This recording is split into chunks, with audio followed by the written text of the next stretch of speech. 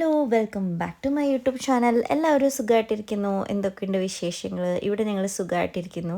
അപ്പോൾ ഇന്നത്തെ നമ്മുടെ വീഡിയോയിൽ നമുക്ക് സ്പെഷ്യലായിട്ടുള്ളൊരു വീഡിയോ ഒന്നുമല്ല, എല്ലാവർക്കും അറിയാൻ തന്നെയായിരിക്കും ഉരുളക്കിഴങ്ങ് ഉപ്പേരി വയ്ക്കാനായിട്ട്. നമ്മുടെ ഈ പൊതിച്ചോറിൻ്റെ കൂടെയൊക്കെ കഴിക്കാനായിട്ട് അടിപൊളിയാണ്. ഇത് ഞാനിങ്ങനെ വെക്കുന്നത് നമുക്ക് ചായയുടെ കൂടെയൊക്കെ കഴിക്കാനും ചോറിൻ്റെ കൂടെയൊക്കെ കഴിക്കാനും എല്ലാത്തിൻ്റെയും കൂടെയും പോകും കേട്ടോ. അപ്പോൾ നമുക്ക് നിസ്സാര ഇൻഗ്രീഡിയൻസ് ഇതിന് വേണ്ടു. ഉരുളക്കിഴങ്ങ് ഞാനവിടെ പുഴുങ്ങി വെച്ചിട്ടുണ്ട് കേട്ടോ ആദ്യമേ. ഇനി നമുക്ക് എണ്ണ ചൂടാകുമ്പോൾ അതിലേക്ക് കടുക് പൊട്ടിക്കുക.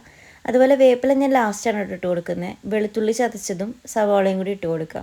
എന്നിട്ട് നല്ലപോലെ ഒന്ന് വഴണ്ട് വരുമ്പോൾ അതിലേക്ക് നമ്മുടെ മുളക് പൊടി, അതുപോലെ തന്നെ അത്യാവശ്യം നല്ലപോലെ ഒന്ന് ബ്രൗണിഷ് കളറായിട്ട് വേണം കേട്ടോ പൊടികളൊക്കെ ഇട്ട് കൊടുക്കാനായിട്ട്. എന്നാൽ ആ പച്ചമണം അങ്ങോട്ട് മാറി കിട്ടുള്ളൂ. നേരത്തെ നമ്മൾ ഉപ്പിട്ട് വേവിച്ചത് കൊണ്ട് തന്നെ ഉപ്പ് നോക്കിയതിന് ശേഷം ഇട്ട് കൊടുക്കുക. പിന്നെ നമ്മൾ ആദ്യം മഞ്ഞൾപ്പൊടി, പിന്നെ മുളക് പൊടി, കാശ്മീരി ചില്ലി എല്ലാം കൂടി ചേർത്ത് നല്ലപോലെ ഒന്ന് മിക്സ് ചെയ്തെടുക്കുക.